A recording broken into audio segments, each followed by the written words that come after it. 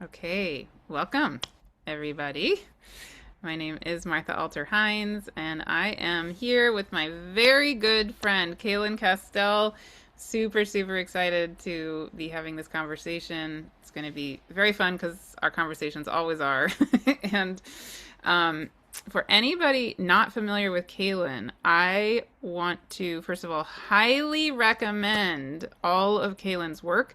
So, Cayelin has how many years of experience as an astrologer? 30, 35. 35. Well, actually, I think I've been professionally doing readings for people for 31 years. Yeah, see? Okay, so long, long, long, long, long, long, long time since I was like a teenager. No. And oh no. Yeah. And Cayelin, among other things, is one of the main people I have learned from and continue to learn from, especially around stars. So I've taken all of your star courses that you do with Eric Roth, and highly recommend those. They're star alchemy courses.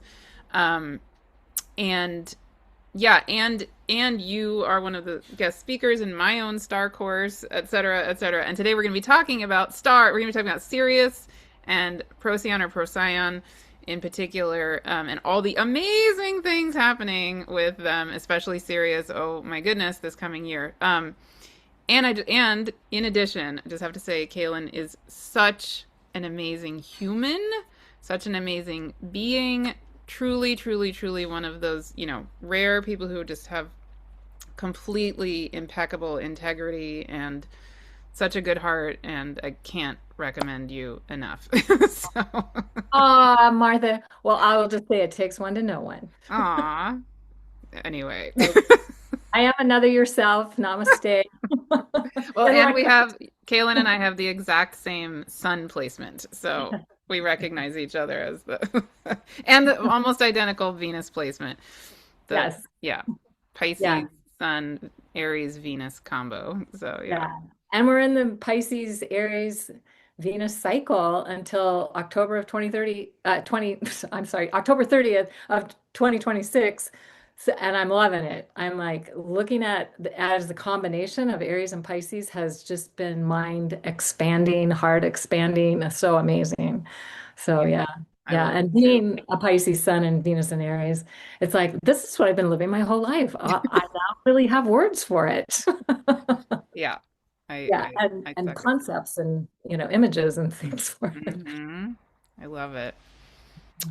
So yes. So okay, so just to kind of contextualize this, right? I reached out to Cayelin because I was looking at these transits coming up, well, they're actually that we're already in, as we begin 2026. So we're recording this on New Year's Eve, 2025, and we are obviously about to enter 2026. And so there are so many transits in the first half of 2026 and as we're closing up 2025 as well that are highlighting Sirius but also Procyon.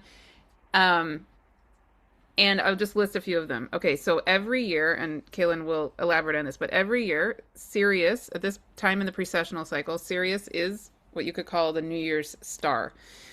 Second, this Saturday, January 3rd, 2026, we have a full moon exactly conjunct Sirius.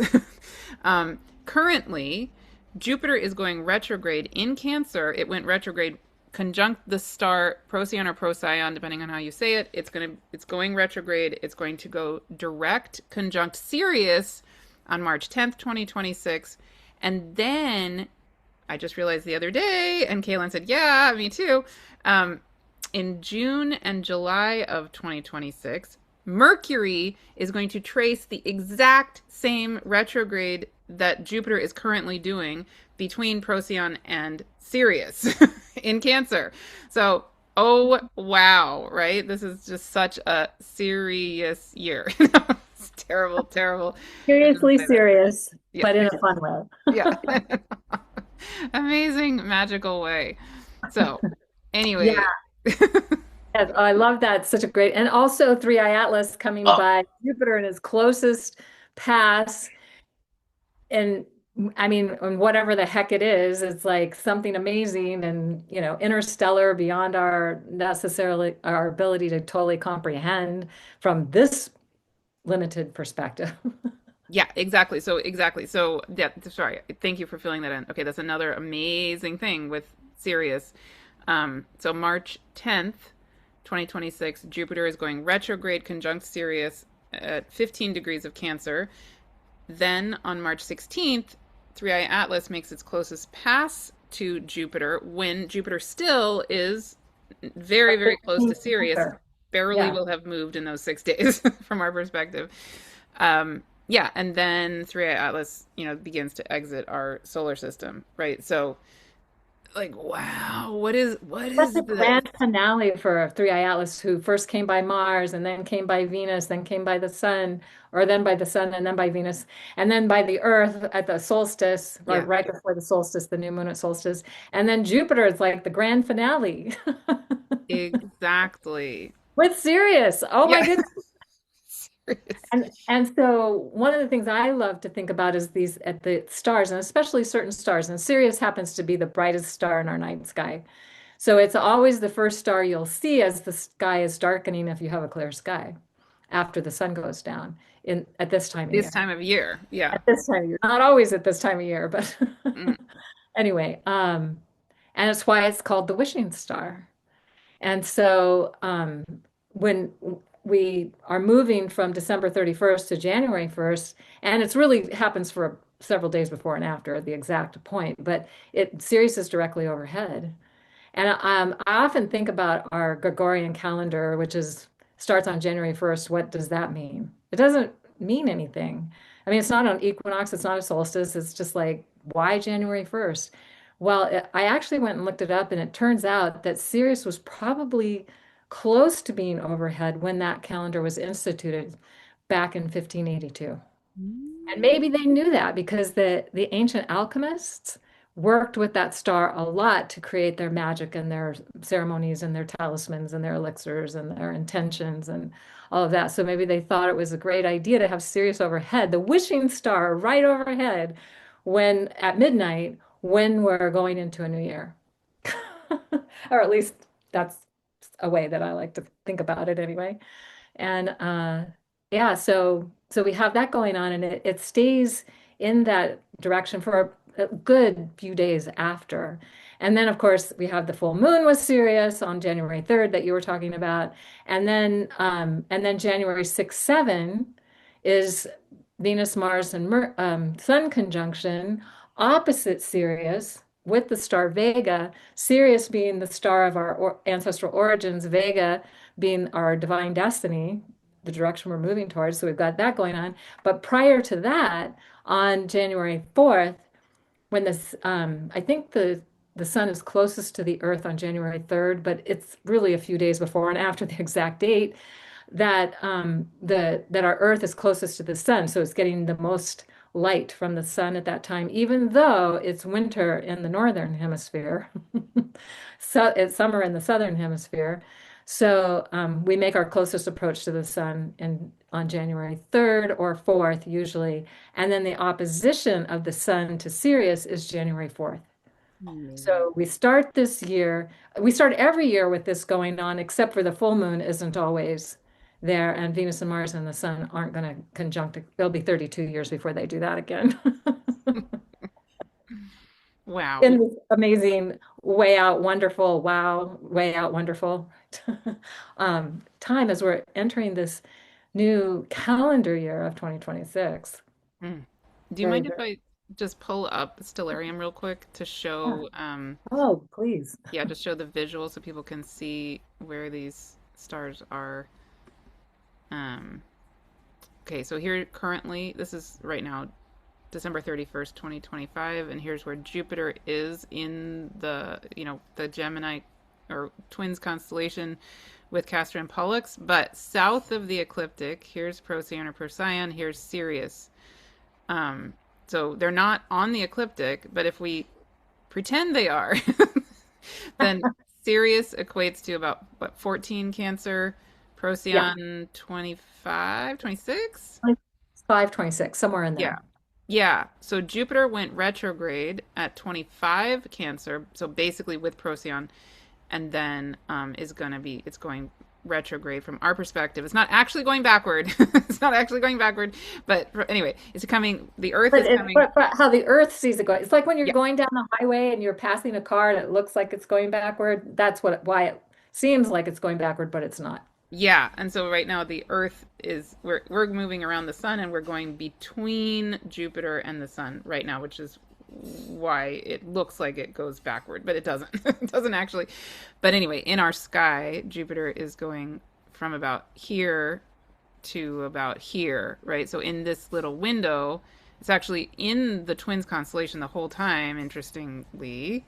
Even though But it's in the sign of Cancer. So just to know, seasonal signs mhm, are having to do with like zero Cancer is the June solstice. When the sun reaches zero Cancer, we're either in the northern hemisphere, longest day, in the southern hemisphere, shortest day. It's a seasonal point that's happening. So the signs represent the seasons and the constellations are the backdrop the seasons move through.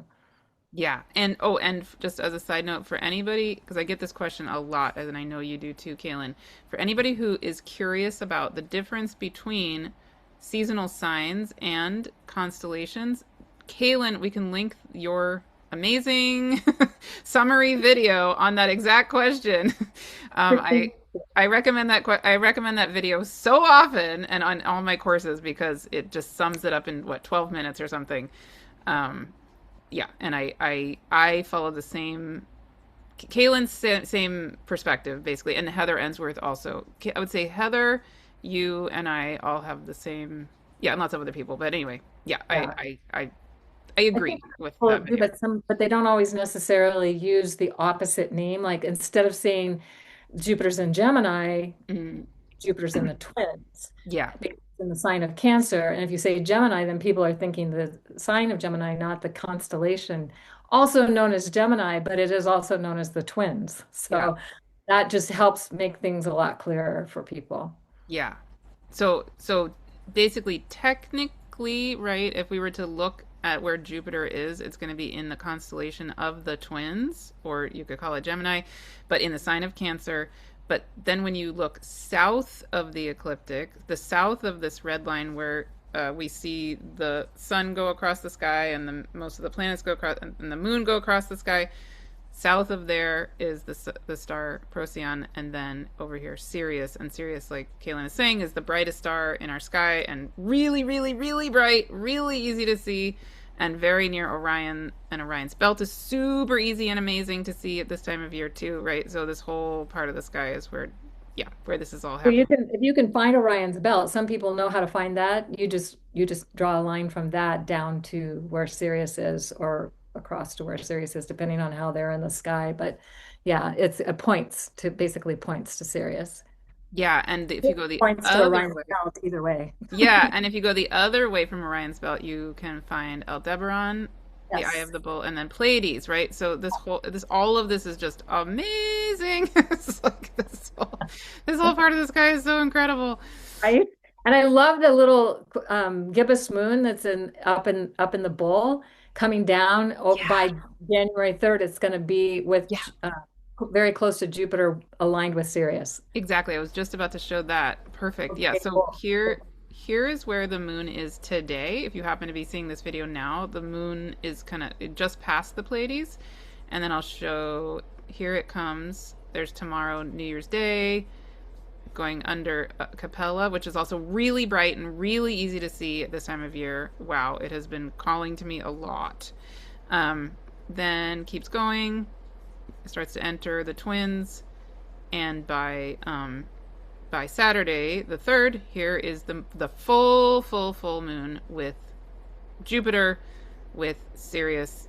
Anyway, all right Oh, here. that's so good. I love that you pulled that up and showed that because that really helps, I think, give us a sense of and then when you go outside and look, and you'll see the moon next to Jupiter, and then you'll see Sirius in some, depending on the time of day, where how it's tipped or wherever it's at. Yeah, Yeah, you get to have the whole picture, and yeah, hopefully, Pro Procyon is also pretty visible. maybe not quite as visible as Sirius, but you might be able to see that. And something just to be aware of is that Sirius, our entire solar system is moving away from Sirius towards a star called Vega.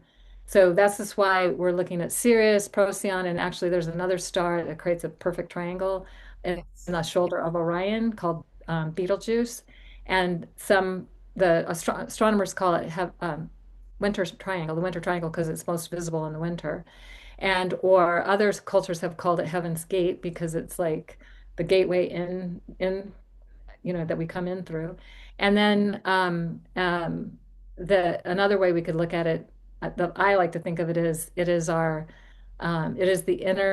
the stellar gateway of our divine origins. And we can tune into that and then really then Jupiter there expanding those mysteries as well as the moon coming by and having this full moon there. It's like transmitting directly to the earth. And by the way, it's an out of bounds moon, meaning it's a wild card moon, meaning it's also a perigee moon, meaning that it's close to the earth, also called a super moon, because it's having a bigger impact on the tectonic plates of the earth and the tides and the weather patterns.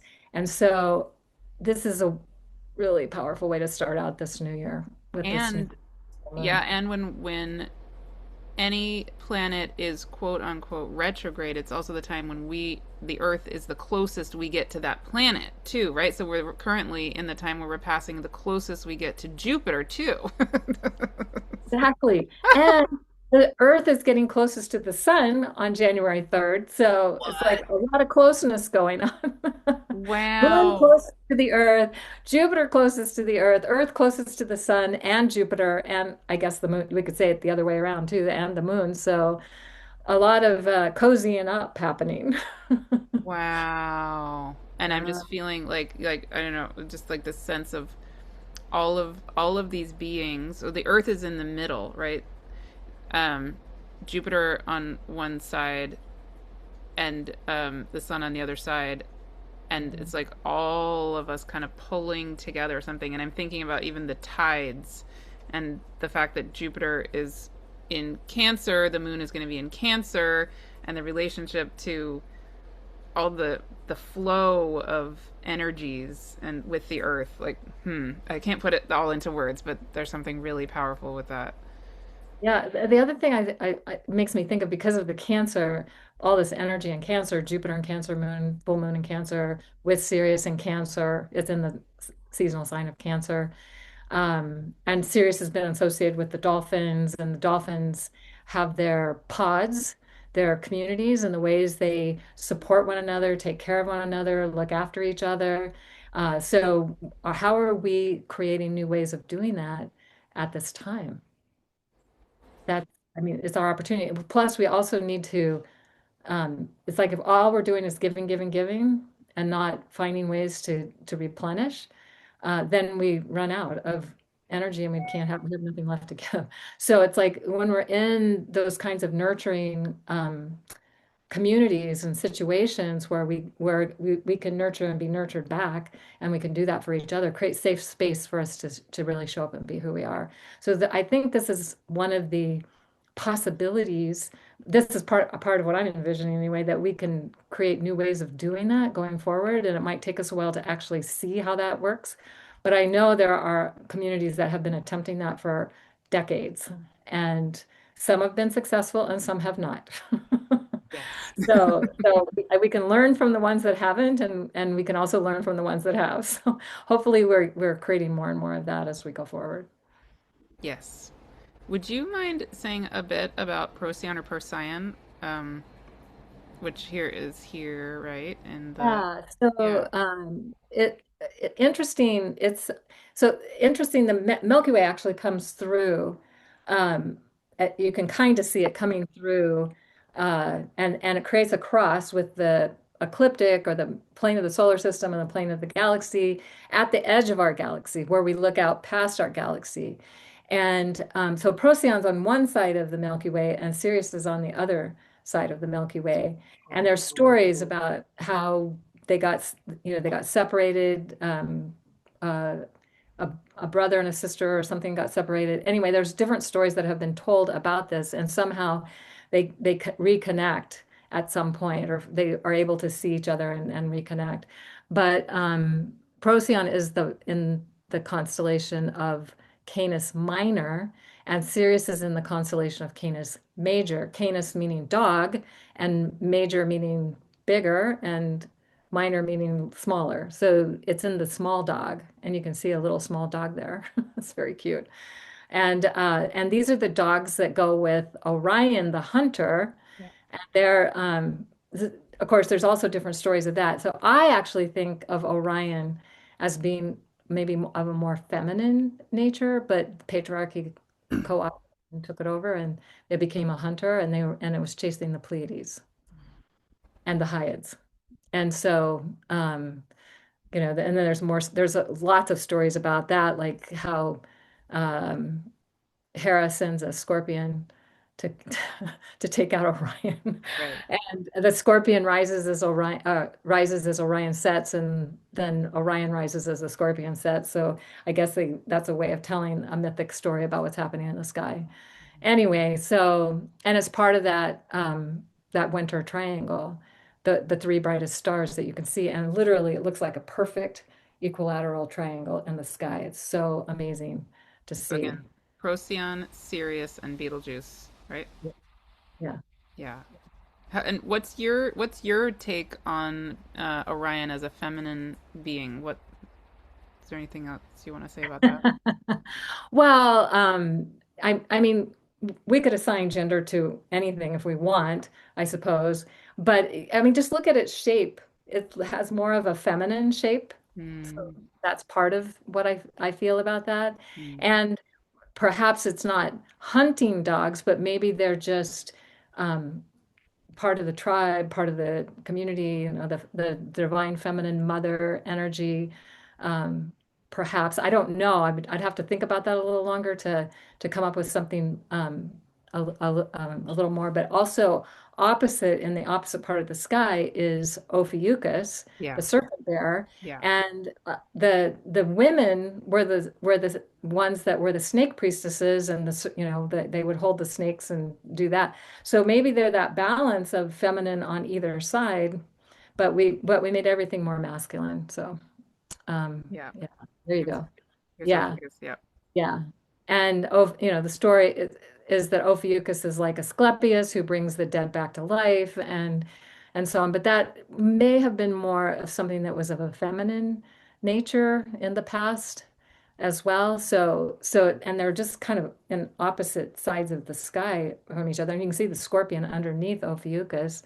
Mhm. And so I don't know that I like the story that Hera sends the scorpion to kill Orion. I mean, maybe he deserved it in their way of telling the story. But how are we telling the news stories? This is what we really wanted to be tuning into. What are the news stories? We don't have to, we're not stuck with the old stories necessarily. You They know can what's they can give us some insight, but we're moving on. Yeah. Well, yeah, that's a whole topic, right? But one thing, this wasn't exactly what we were planning to talk about, but it's coming up, so I'll just talk about it a tiny bit. Um, One thing that's so interesting in my Stars Speaks course, every month we focus on, well, anyway, at this time of year, we're focusing on this part of the sky because we're focused on whatever We is can see opposite. it. Yeah, because we can see it in the evening. Wherever we can, whatever we can see in the evening, that's what we're focused on. And then every month, I'm channeling one particular star, or in this case, it wasn't a star, but I channeled for December the star that spoke, quote unquote, it was not a star, was Right. the Orion Nebula, Yes. and Where it more stars are born than anywhere else in the sky. exactly so, and it's the closest place to our solar system, to the Earth, where stars are being born. Right? It's like Feminine birth, exactly fascinating, right? And this, if we think about where is this in quote unquote Orion's body, well, here's his belt. What's here? right? Where you're Um, that would definitely be reproductive organs of some kind. something. Yes. Something. I mean, I Yeah. don't know. You know, it could be feminine. It could be, masculine and feminine.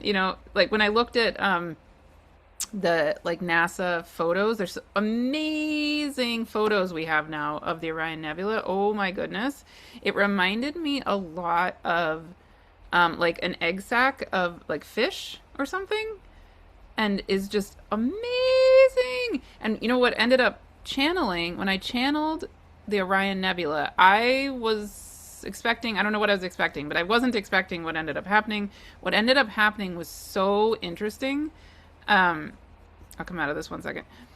Uh, it okay. The channeling basically took us into the Orion Nebula, and then we were held in a like a healing bed with the baby stars underneath us, and Mm. it's like the birthing of the stars was almost like this crackling or like popping of light, and then we were being infused with um I don't know how to put it into words, like the light of the newness of everything.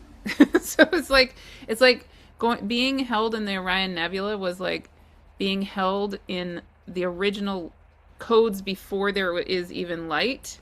Like to re-infuse our whole system, our whole being with newness itself. Yes. Oh, Isn't that's so, I that love that. fascinating? Perfect. So there you go. Orion really is feminine. Or something. I don't know. It's like sperm and egg and I don't know.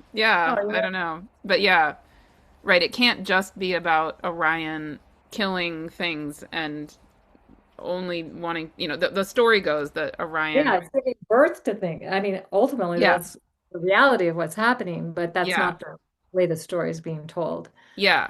And just for Yeah. people who don't know the Orion story, the gist is that the story goes that Orion was a hunter who basically he was really out of balance with hunting. So he wasn't hunting in honoring or respect of life. He was hunting to the for the purpose of killing, just to kill, and then it's kind of killing everything.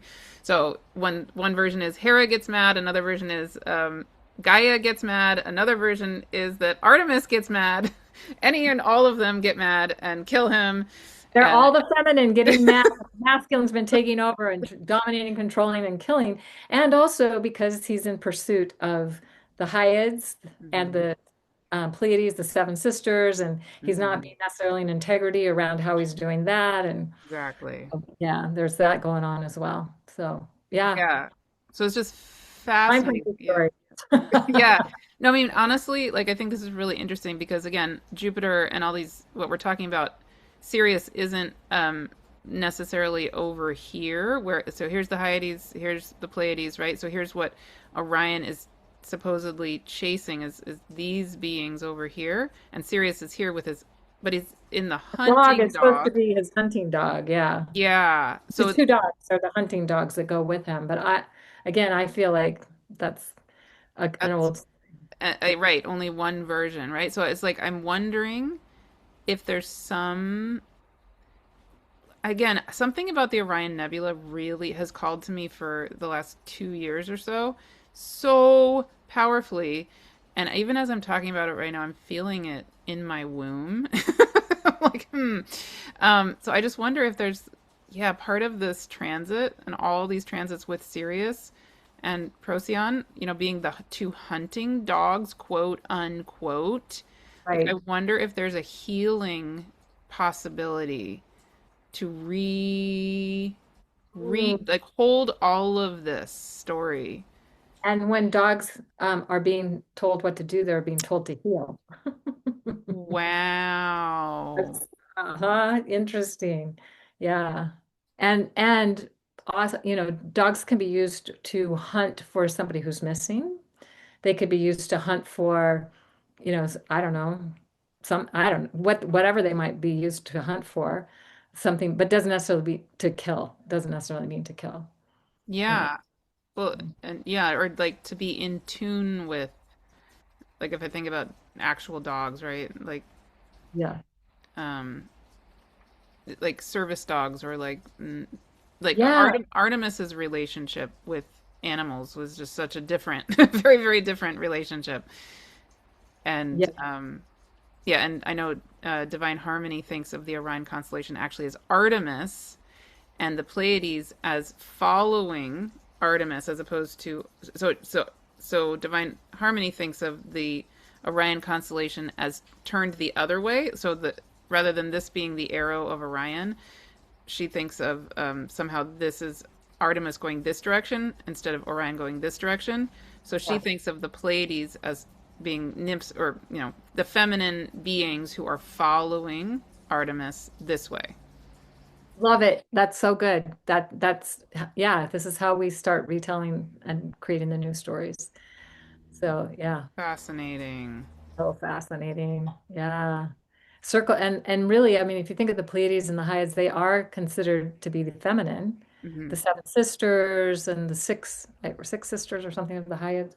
Hmm. Anyway, and somehow I think the Hyades are connected to Atlas. And I'm Yes, not in the story. Atlas. Yes, I looked this up. Atlas is the Oh, okay. father. Yeah, Atlas is the father of the Pleiades and the Hyades, both. Yes. And Yeah. another group of sisters as well, but I'm forgetting, I'm blanking on. Anyway, you could think about them coming together as in a circle of women and creating ceremony and empowering and creating that safe space for everybody to show up and be who they are in sacred ceremony and sacred space, whatever that's all about. So, and also just for those who may or may not know, this is where the sacred hoop of stars, and the hoop is the circle and it surrounds the path of the planets, the ecliptic, and then the path of the Milky Ways that creates the cross inside the circle. So that's why it's the sacred hoop of stars. And Castor and Pollux and Procyon and Sirius and Rigel and the Pleiades and Capella are the main stars on the outer rim of that sacred hoop of stars that Native Americans were seeing. So we've had Jupiter in the sacred hoop for the last 2 years, and it won't leave until later in 2026, like June, I think, when it goes into Leo, it'll move in. And actually, the the constellation of the Crab is overlaid by the season of Leo. So when it gets into Leo, it'll be moving into that constellation. Uh, yeah, so it's pretty exciting to see all this moving. And Uranus has just entered the sacred hoop by the Pleiades, and it'll catch up to Sirius in 2035. Hmm. So it's going to be in the sacred hoop for a long time, Hmm. and and it can only be here every for a number of years, every 84 years. So it was 84 years ago when Uranus entered the sacred hoop the last time. So and to have Uranus with Sirius, and Uranus being that unpredictable, wild, uh, can't tell what's necessarily going to happen because something new that is designed to expand our consciousness and awareness, and whatever it takes. So if we're really stuck and stubborn, then it might take a lot for that to happen. But if we're paying attention to this and allowing ourselves to see things in a new and different way, it will be much easier by the time we're experiencing that. Hmm. So yeah, pretty exciting. And there's something calling to me right now also about this triangle, right? The winter, what you call the winter triangle. So the Betelgeuse to Procyon to Sirius, and you think of it as being a gateway of our origins. So That's the I'm one, origin. yeah, and then it is um also a lot of that is under the sign of Cancer, which also has to do with origins and like ancestry and da da da. So I'm wondering in Well, that actually, kind of. Betelgeuse, I think, is in the last degrees of Gemini, and it's Mhm. marking the shoulder of the hunter of Orion. And you can see how Orion's hand is reaching up. Yes. And so when the sun is on the hand of the high man or high woman, Hmm. at a solstice, equinox, cross quarter, at one of those times, then it is the turning of an age in many ancient cultures. And that's what's happening now with the June solstice sun being on the hand of Orion, or whatever we want to call this, Orion, we'll just say Orion for now, is happening now. And it's been happening since 1926, came within a half a degree in 1962, was exact in 1998, stays within half a degree until 2034, and then moves beyond the 1 degree in 2070. So we've been in this window of this shift for a while. It's like we're in a rare time of the shifting of a 26,000 year cycle, galactic year. We could say the great galactic year. And this is just one of the things that's happening with that. Because on the other side, we have a whole, during the December solstice, we have, also an equally amazing story going on over there, but for another time. Yeah. Well, and one of the things I'm just in my body, I'm wondering, feeling with all of this is, um, so I recently did two conversations with Ann Tucker, and she has been channeling Mother of Creation, and the way that the way that she channels basically talks about this time. We think of this time, of course, of being this shift of the ages, et cetera, et cetera. The way that my guides say it is, we're moving from the time of great forgetting now into the time of great remembering. All these different ways of saying the same basic thing, but one way that Anne put it that I went, yes, yes, yes, yes, yes, yes, is like we've been in this time that has gotten so outward focused. It's like energetically we've moved out into that extreme of the masculine yang kind of energy, and now we're turning back. Like the turning of the ages, one way to think of it, I think, is that we're coming back to the womb. Like we're coming back to the balance of masculine and feminine. We're coming back into our origins, quote unquote. We're remembering who we actually are. So, in a sense, I wonder if this retrograde in this part of the sky is also, and it's also lining up with part of that stellar gateway of our, how do you say it? Ancestral origins. Right, exactly. Is maybe it's just yet another energetic helping us to come back into our self. Something like What's interesting is the opposite of that is where the sun, Venus, and Mars are conjoining in Capricorn in early January, January 6th and 7. And I have to say, my grandson loves 6, 7. I mean, it's like, and dictionary.com did make it the word of the year. So, Oops, sorry. yeah. Sorry, I clicked. Oh my goodness. Sorry, one second. I'm gonna reshare. Let me reshare that. But Um, the sun being the source of light and life for our planet, and Mercury, I mean, I'm sorry, Mars and Venus being exactly with the sun in such a close alignment, it hasn't happened in 32 years. They're sourcing a new way, a new structure. If we think of Capricorn is happening in Capricorn, opposite Sirius, if they're structuring a new way of doing conscious, collaborative, co-creative ways of relating to one another, to the first to themselves and then to each other. So how are we doing that within ourselves and how are we doing that with each other? And that's another, I mean, we're starting off the year with this. This is so amazing. Yeah. yeah, so this is January 7th. So now I moved forward to January 7th. So on January 7th, what Caitlin is talking about is that Venus and Mars are going to be conjunct on the opposite side of the sun from us. So they're basically coming together from our point of view behind the sun, um, in the sign of Capricorn, 16 degrees of Capricorn, opposite Jupiter. And in a minute, I'm going to pull up a visual so we can see the 3D of that because I think it's hard to visualize maybe. But you're pointing out something so beautiful, right? Which is that the other triangle gateway on the other side of the sky from the one we were just looking at is this one, which is Deneb in Cygnus the Swan, Aquila I mean Altair in Aquila the Eagle, and Vega in Lyra. So this is what Caitlin calls the summer triangle. Astronomers call it the summer triangle, but it's also been called the navigation triangle. And it is also, we could say that the stellar gateway of our divine destiny, because this Yeah, is what everything is moving toward toward. this part of the sky. And yeah, and I mean, it's so spectacular because we have the sun being in exactly aligned with Vega as Venus and Mars come together, being exactly aligned with Vega. And Vega was one of the stars of the ancient alchemists that whenever planets were within 6 degrees of that star, same with Sirius, that was when they did their big high ceremony. So we have both of them being illuminated, like a full moon. It is a full moon effect.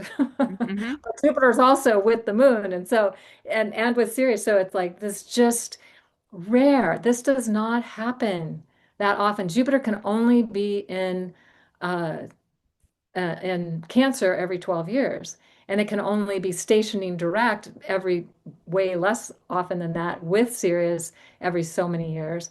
And then, of course, with Mercury that we mentioned, that Martha was mentioning earlier, is that Mercury will be with Sirius. It's with Vega now. It's actually going to be exactly with Vega a few days after the exact Sun Venus Mars conjunction. So activating, and Mercury's the messenger. So what's the messages that are coming through for us? We need to be open and listening and paying attention to that. And then in the summer, Mercury will be the messenger for Sirius.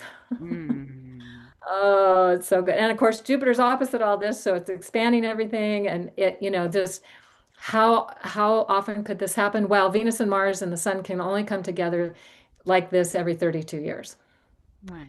in at this place in the sky. It'll come back every 32 years in this place in the sky. Jupiter every 12 years will come by, but all these other things wouldn't be happening. So it's just such a remarkable time. Yes. And while we are talking, I'm gonna be pulling up. Do you use solar system scope? I have, but I haven't mastered it. No, no, Yeah. definitely have not either. Anyway, I'm gonna be pulling up that Mars Venus conjunction because I think it's something that's a lot easier to picture if we can actually see the whole thing from above. Um, and yeah, anyway, so I'm just doing that for 1 second. Um, yeah, is there anything else that I don't know, that's speaking to you about any of this? I just feel like we're in a rare magical time that's helping to set, it's like the universe has our back, right? The universe is helping to support us in moving into a new time and a new way of being and a new way of seeing things, experiencing things, and how we tune into the sky and understand what's going on. And the planets are doing direct transmissions from the places they are in the sky to the Earth. And so when we're willing and we're listening and we're paying attention, then so high magic can happen, as how I feel Yeah. about it.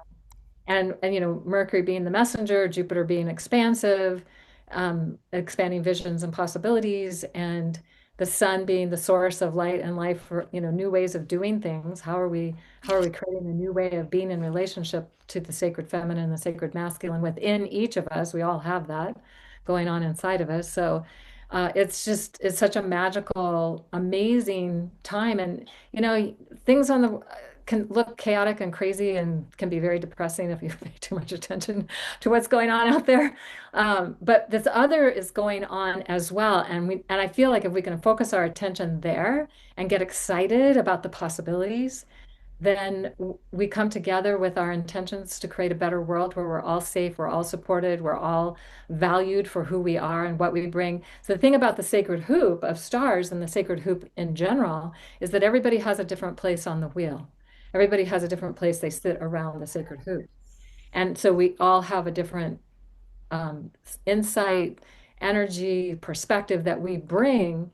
And if we're not listening to any one part of that, then something's being left out. So how are we inviting it all back into our awareness and to make space for it and to honor and value all the places within the sacred hoop of life? How Yes. are we healing the sacred hoop? I guess the return of our understanding of the sacred hoop. Yeah. Exactly. Okay, I did it. Yay. Here we go. Um, I will show you everybody now. Okay, so here is the lineup. So this is January 7th, 2026. So it's one of the many amazing moments that we're describing here, but I think this one is particularly important to see the visual of because Love wow, it. look at this.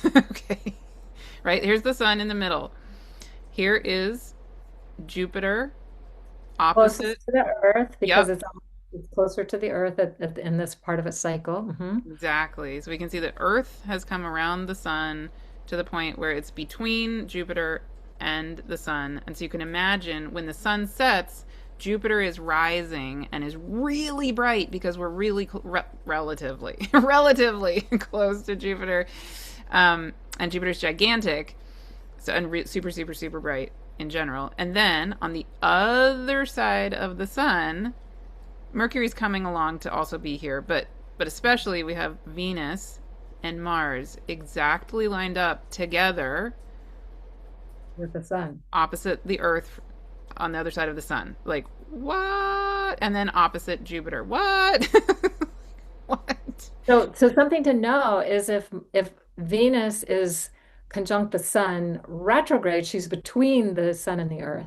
Yeah. And it's a very fast underworld time. But she's on the other side of the sun. She can be there anywhere from 60 to 90 days. And Mars can be there anywhere from like 120 days or 130 days, something like that. So this is the what we call the long underworld. Mars can only be in the long underworld because when it's on the other, when it's closer to the Earth, it's not close to the sun. It's not between the sun and the Earth. It's on the other side of the Earth. The Earth is closer to the sun than Mars. Yeah. Yeah. And Mars will always be retrograde when it's there on that part of this on that part of the Like sky. Jupiter is right now. So it's like, yeah, when right when Mars comes around over here. Anyway, yes, yeah. So Anyway, to yeah. have Venus and Mars in the underworld together for such a long time and then come together with the sun. Now they literally actually do this every 6.5 years. Will they come together with the sun, but not in this sign, not in this part of the sky, not aligned with Vega. That's only every 32 years that that can happen. Or opposite Jupiter. Well, and that can only happen, well, it has to be part of the 12-year. Yeah, so it's rare. This is rare. What's happening doesn't happen that often. Yeah. And so it's a huge alignment that's taking place that is, I think, happening for us to help create something new. And that when we're participating with that, we can be co-creating with that. Wow. Right. And so basically the other so just to tie in what we were talking about before, if we could see the constellations in this image, which we can't unfortunately, um, from the perspective of Earth, Mars, the backdrop of the Sun, Venus, and Mars is that summer triangle, or the what you call the gateway of our destiny, right? Flying destiny. Yeah, and then the backdrop to Jupiter is the opposite, which is that the triangle with Procyon, Sirius, and Betelgeuse, which is the winter triangle, or what you call the gateway of our And ancestral origins, beautiful. right? So it's like Yeah. amazing. So the We, past and the future, kind of like converging on the earth, and how are we going to learn from the past so we can create a better future? how do we bridge them? How do we Yeah. remember who we truly are and like hone that, really let that land in our bodies, like really get it, really understand our true power, who we really really are on that ultimate original level, that Yes. divine, yeah, original blueprint level, and then let that land all the way into our bodies and bring that forward into our destiny where we are meant to be going now. And our divine destiny. So it's not like some made up destiny. It's it's like some divine destiny that maybe was orchestrated or crafted or created for us eons ago, and then we just forgot. But we're moving in that direction now. And yeah, it's exciting. I Wow. think it's an exciting time. Wow. Wow. Um, yeah. Okay. There's so many things. So yeah, and I just want to throw in here one thing that is absolutely fascinating to me. On that exact day, that exact day happens to be the day that my guides told me to start a 3 month journey that I'm holding starting January 7th to March 25th, um, called New Earth Sacred Leadership Activation Journey. And I'm I like, love it. that is such a fascinating day that you guys told me to. What? They knew what they were doing. Like, okay, then that's that day. Like, oh my Right? God. And then it goes past the Jupiter Sirius station direct with three eye atlas Yep. closest. Yep. Uh, wow. I And know. Yeah. but I know. And they're yeah, calling it what expanding they. everything that has been already put in place and expanding it even bigger. Yes, exactly. No, I know. They what they told me is that 3 month journey is meant to be like a fourth trimester of like the baby of us has been born, kind of around the solstice time, and now we still need to be held, right? I think to remember who we are. I mean, it's precisely what we are just talking about. Deeply get it in our bodies and ourselves who we really, really, really are, and then bring that forward as we move beyond that time period into our divine destiny of what we're actually here to do and be. And yeah, all those Capricorn, Cancer, all of it. It's just All like, that oh and my more, goodness. more that we haven't even probably thought of to say, but Yeah, like yeah. wow. But if you get the sense, if you can even just have a feeling sense, you don't have to understand everything we've said. You don't have to know all the details. That's not the most important thing. Your body already knows the details now because you heard them. So you don't have to focus on that, but focusing on how do we come from a greater place of love and kindness and caring and support and nurturing each ourselves first and then each other. That's really, I feel, Jupiter with Sirius, three-eye Atlas with Jupiter with Sirius, the full moon with Sirius, the New Year's star, the wishing star with Sirius. Um, and as we enter 2026, we can wish upon that star. We don't have to wait till it's midnight either. We can do it as soon as you can see it in the sky, or just know that it's in the sky. You don't even have to see it. It's really cloudy here today, so probably not seeing it tonight. But we know it's there, and we can tune into that energy that's being transmitted directly to the earth. And this happens, it's like that as the earth is turning, the Sirius stays overhead, over all the places on the earth as it's turning through the night, into the next day. So very exciting. So beautiful.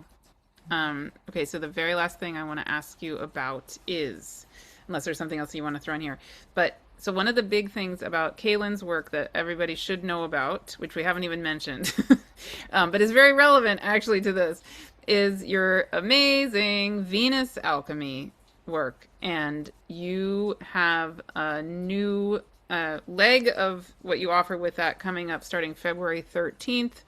So do you want to say stuff about Venus alchemy in general and then Well, yeah, evening so Venus star? alchemy is like a magical thing that happened back in 2014. I won't tell the whole story now, but just know that it's been happening for a while and literally was going to be like a one and done kind of thing. And then people wanted to keep it going. So it's continued on. And it's just, I'm constantly learning things myself. Like I know the Venus cycle so well, but it's like constantly surprising me with new insights, new possibilities, new things coming through. So we just did a video on this whole Venus Mars Sun conjunction, and we'll put a link in the show notes where you can access that. And if you want to join us it's a sacred ceremonial journey that lasts for the evening star phase of the Venus cycle. Is And about to start, which that yeah, the about to evening start. Venus is currently, like we were just showing, Venus is currently behind the sun, so we can't see it right now. But when it emerges, it was a morning star. We were able to see it for the last several months, amazingly, right before sunrise in the early morning, very bright. And now it's going behind the sun, so it's disappeared from our point of view. But then it's going to reemerge, and when it reemerges, it will be visible just after sunset. No, And yeah. usually in the first couple months or weeks, the first few weeks or so, it's in the afterglow of the sunset, so that red glow on the horizon. So it's not Mm. always easy to see right away. But if you know Mm. where you're looking, you can usually, I've kind of spotted her many times right as she's coming up out of the underworld. So, Wow. and then but then the thing will be the crescent moon so you can see the crescent moon, and then you'll know that Venus is right there too, if you can't see Venus yet. So, but it's so exciting. And this is all based on the ancient Sumerian tale of Inanna's descent into the underworld, how she's dying to an old self, being reborn to her new self. And they did ceremony with this in those cultures, and the Babylonians and the Sumerians. And so this is what we model our journey after. Of course, it's updated for current time, but yeah. So it's really exciting and it's very transformative. It's just, I highly recommend it. I love it. And so that we have that starting. So there'll be a link that you can go and connect with the videos on that. And if you want to know more and track the Venus cycle as a ceremony. So yeah, thank you for mentioning that for sure. Yeah, no, and I've done all of Kaylin's Venus alchemy stuff too. So I'm very familiar with all of that. Yeah, Yeah. amazing. Yeah, and I'll put a link to my star alchemy also if people want to know more about the stars and the constellations and how they're showing up now and what's going on and all of that. We have coursework that there's like 3 courses that we've done that are go more deeply into that. The magical stars of the ancient alchemists, the constellations, and the stellar gateways. Yeah, So very reasonably priced and very thorough, exceedingly thorough. Like, I've learned so much in them. Oh my goodness, I've done all of them. Yeah, yeah, you yeah, can go back yeah, and do them again. It's like yeah. once you got it, and you can go back and do it as I often as you do. I go back to them over and no, seriously, I do. Over and over. I've listened to them over and over. Look at this very, very, very detailed slides over and over and over. Yeah. Yeah, And you it's get like all the yeah, slides, so you can just look at the slides if you don't want to listen to the whole mhm, thing. So yeah. yeah, It's one of those things I was teaching my own star course, right, last month um and I had this huge aha moment with some of your slides and I said to my class, "Wow, this is such a perfect example. There's like impossible to learn all of this all in one go. Like that's not the point at all. It's one of those things where it's like you're meant to suddenly click with whatever you click with in the moment you click with it, you know? And it's like I still have those over and over and over again with these classes. I Yeah. love that. I do too. I Mhm. love that you're saying that because I mean, and even though I put it all together and then later it's like, whoa, I know. Yeah. okay, that's so cool. Hmm. Yeah. Yeah. Yeah. How did I Such a not see that? gift. One of the biggest revelations I had recently is I have this whole thing with Sekhmet, the goddess with the solar disc on her, the lion-headed Hmm. goddess, solar disc on her head. And Venus was with the sun. This was back in 2022. And Sekhmet says to me, I'm Venus with the sun.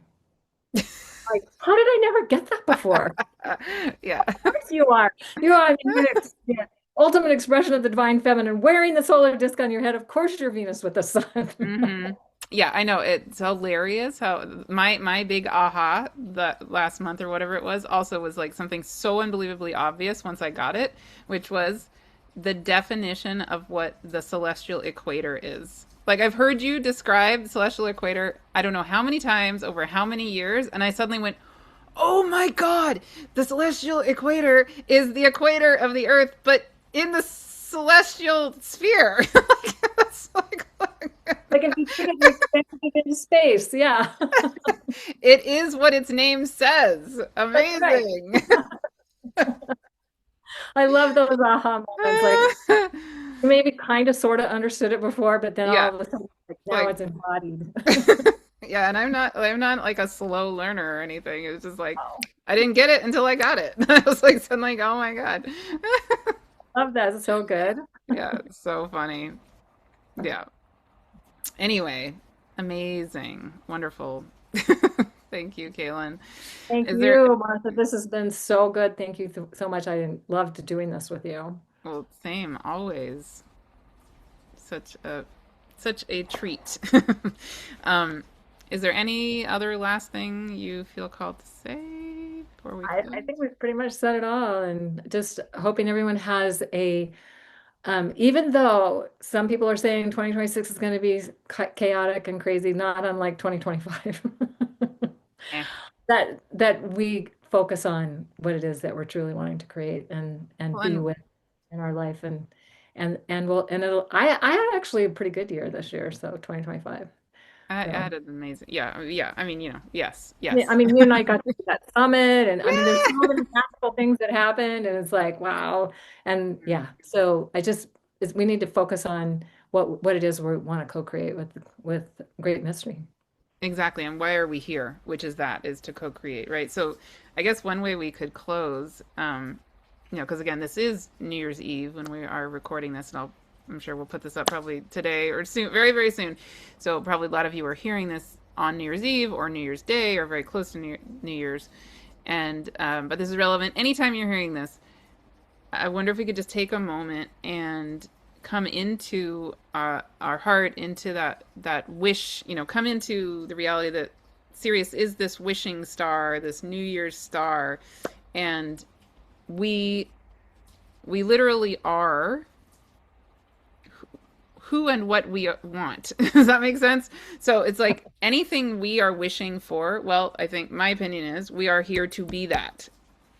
Um, And yeah, I don't know. Is there a way you would feel called to just close this out by kind of bringing us into that place of connecting with, yeah, the gift that we are, the wish that we have, and sending those wishes out into existence or Yeah, I something? guess for me, what I wish for everyone, for all of us, for myself and for everyone, so you can include yourself, of course, Hmm, hmm, hmm. is that we find the place of love and joy inside of us and radiate that into the world. And then that's what changes the world. And if enough of us do that, it will uplift the vibrational energy of the earth. I think it's already being uplifted, whether we're ready for that or not. But then we're co-creating with that, and then we find more love and more joy. And that's really what we're here for, is to help create that in this next uh, I don't know if it's a level or if it's a um, epic saga or whatever it might be. But that whatever is next for us, what we're birthing, like if we're imagining we're leaving one 26,000 year cycle and moving into a new one, how do we want the next 26,000 years to look for ourselves and for everyone who's going to be participating with that? Beautiful. Yeah, I'm thinking, okay, so um, I would love to take just a minute to help everybody visualize this because this is what I'm thinking about or what's coming up for me. So we have, if we think about that alignment, Jupiter, Earth, Sun, Venus, um, Mars, right? We're already in that alignment. It's just going to become more and more exact toward January 7th, but it's already pretty darn there. So, and the moon will be coming actually even around to line up with that on Saturday on that full moon. In addition, okay. So here's what I'm feeling. It's like that Jupiter is with that gateway of our ancestral origins. The Sun, Venus, and Mars are with that gateway, the triangle of our divine destiny. So, in a sense, you could think this is what's coming up for me. It's almost like we're here in the middle of the past and the future. So, we're in the middle of our ancestral origins and the reality that we are the ancestors of the future, right? And oh my goodness, I'm getting chills. Yeah. So, yeah. Right. So, if it feels right for everybody, this is what I'm feeling is um if you want, you can take a deep breath. I'm feeling and imagining Sirius, the New Year's star right overhead at midnight tonight and in the days coming up as well. Really shining down, really connecting in with us. I just did this channeling with John Ryan of Syrian star beings and the light language, so you could also connect in with that video. So that'd be super perfect. And then feel in our bodies that we are Earth, we are Gaia, we are literally here on Earth. And on one side of us is Jupiter in the sign of Cancer, with the star Sirius, with the star Procyon, with that whole part of the sky, Betelgeuse, Orion, Orion's belt, the Orion Nebula, etc. On the other side of us, the moon is moving along. I mean, oh, sorry, the moon is moving along to be conjunct Jupiter with all of that. And then on the other side of us is the sun. And on the other side of the sun, Mercury is moving to be opposite the sun from us, but Venus and Mars are there, so it's really Jupiter, Moon, Earth, Sun, Mercury, Venus, Mars, all lined up, and then behind the Sun, Mercury, Venus, and Mars, we can feel and imagine that other gateway of our divine destiny with Vega, etc., Deneb, Altair, and feel how we are here in the middle, and just feel the light of Sirius, the light of our own heart, the light of our own divine being. Feel how we're being held to remember exactly who we are, so our ancestral origins, and then we are here to land in the reality of who we are and what we're here to co-create, bring into form together. So we're here being supported by our own ancestry, our own origins, and we're here to be the ancestors of tomorrow. We can feel whatever is alive in our own bodies as that's landing. And then we could take a deep breath and feel the wish or the divine intention on this New Year's Eve day, New Year's Day, whenever you happen to be hearing this. And feel the spark and the magic of our own divine intelligence, actually knowing precisely what is in the highest good of ourselves and of the all that is. We can feel that wish, that New Year's wish. And if it feels right, on the count of 3, we can name it, write it down, whatever feels good, and then send it out throughout all of time and all of space, beyond that into the void, blessing everything. So on the count of 3, 1, 2, 3.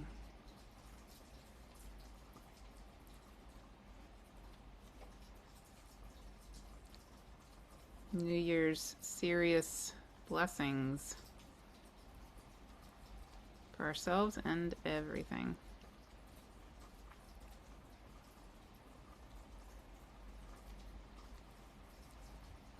Love that. That's so good. And I just kept feeling I am the ancient future embodied. Yes, that's it. that's, that's it. Oh my goodness. Okay, wait. Say that. Let's say that 3. Can you say that 3 times? I am the ancient future embodied. I am the ancient future embodied. I am the ancient future embodied. Ah, I love it. ah, everywhere. Ah. That's so good. Thank you. Okay, Thank you, Martha. This was so fun. so good. All right. Thank you, everybody. Please Bye, everyone. comment, share, share anything that came alive. Share your wishes with us. Any and all of the above. Yay. Yeah. Happy New Year. See you all soon.